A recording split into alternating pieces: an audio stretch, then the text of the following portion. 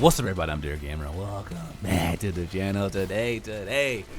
We're back and today we're checking out Feast of Reincarnation. So I'm excited for this game, seeing the combat, seeing the gameplay, because you guys know, the games we cover on the channel are my favorite games: are Sekiro, Black Myth, Wukong, those kind of games, Monster Hunter. Those are the kind of games we play, so really focus on just gameplay mechanics, grinding to get some really cool stuff. So naturally, this game caught my eye. But as you can see, the game has not performed too well when it comes to reviews. And the reason why is because the story presentation just isn't there. So what do I mean? I'll start with the pros of the game while I'm playing. The best part of this game is the combat. So the combat feels good, it feels snappy, the parries feel good, they sound good. If you play Sekiro, it kind of has that aspect of it, and I think a lot of us Sekiro players are looking for that next game that makes you feel the same thing. And we haven't had it. Until I guess Black Myth kind of get that, but Black Myth wasn't really focused on parries as much. So like I was saying, the combat's really good. It feels very snappy. Too many games come out these days that don't feel as good. This one feels good, traversal's good, you can kind of jump. There's so many cool, intricate ways they made you interact with the game that I'm still unlocking and feeling and playing. The music is good.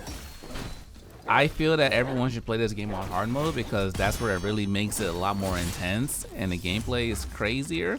Versus if you play on normal or easy, the game's already going to be a little too easy. So I recommend everyone playing on hard difficulty to get that really heart pumping experience. Ultimately, that's where it ends. Music is good. It has a very near Automata Stellar Blade. I think the biggest comparison I'll make with this game is more Stellar Blade, because when you die, you don't lose your like souls or anything. You just kind of go back to a checkpoint and do it again. But I feel like she does kind of have like a low-key Eve vibe. So essentially, you're some like you're a human. You can destroy these enemies. She doesn't know much, so very stowaway, kind of like Eve-ish. I think the cool animation you have with being able to mix in our boy Ku into our action is really cool as well. The different ways we can engage with things is really cool. But where this game really falls short is gonna be in the story. My goodness, it's just like such a weak story and such weak presentation. And I think the reason why is because these dudes, they make Pokemon, you know? And like, let's be honest, Pokemon does not have the most engaging dialogue, even though I love Pokemon, grew up watching it. But seeing that and seeing this, okay, I can kind of see the similarities between the game and how they present the story and information compared to something we see in some of the other kind of modern games. I think where they really push the envelope is with the combat, which is great. But I felt like the story is too stowaway. There's not enough movement on the character animation, on the characters while the cutscenes are happening.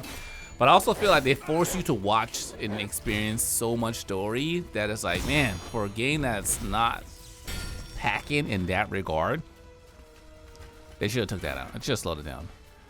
But they heard our feedback. They came on and said, hey, we are patching the game. Also, too, the colors of the game's kind of like gloomy. I guess there's some options they omitted to put in the game that they're gonna come out with and fix that. So they already talked about that in the patch.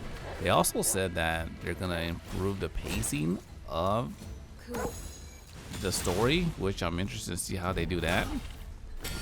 So they heard the feedback and they are making some changes. There's just no date on when that patch is gonna come out. But I think ultimately why it feels the way it does is because it's like Pokemon.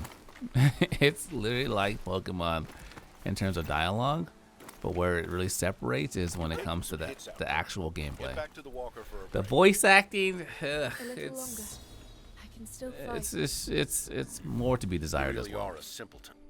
The voice acting can be improved, and that's, I guess, is better than some of the acting in the cutscenes.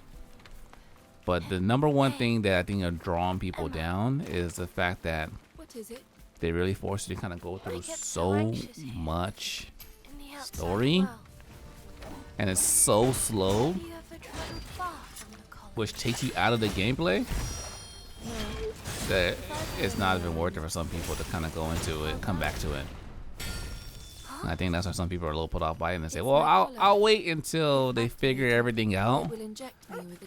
Then I'll come back and play it. I haven't discovered this one. No, I have not. But I like the exploration. I think the challenge is there. The enemies, there aren't that many enemies, but I'm still earlier on. This is my impression, like 6-7 hours into the game. I can definitely see the vibe they're going for with the near. Let me see if I can find like an elite monster, which are pretty cool to kind of like go against because they're kind of tough, especially when you're playing on the hard difficulty.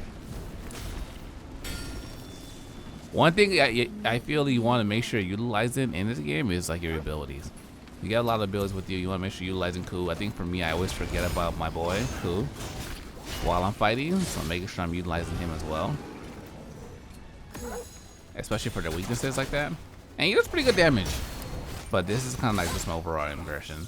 Do you have something? So for someone like me that really focuses on combat in games, I play in cover. Like I like the combat, it's so good, but it's a super hard carry. It's a super hard carry. Will I say the game is trash? It's like, I don't say it's trash.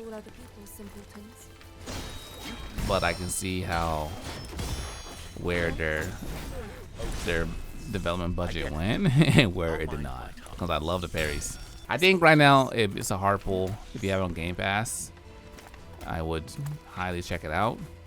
But paying full price for the game, ugh, it's gonna be a rough sell for a lot of folks. Other games are looking. Oh, here's an elite. Here we go. Other games we're looking forward to, like Phantom Blade. That one's gonna be good. We played the gameplay on that one. That one's great. Oh, who else is shooting us? Oh, let me get him first. If not, it's not gonna be a good fight. Sheesh.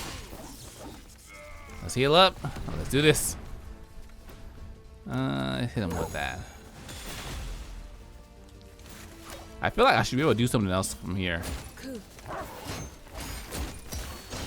Oh my god. Oh my god. The air combo ate him up. Well, he wasn't elite. But we're sticking to it. We're playing this one. We're gonna swap between this game and Mistfall Hunter. Those are two games we're playing right now on the channel, so make sure you kind of tune in for that. Oh god, damn, this guy's going off.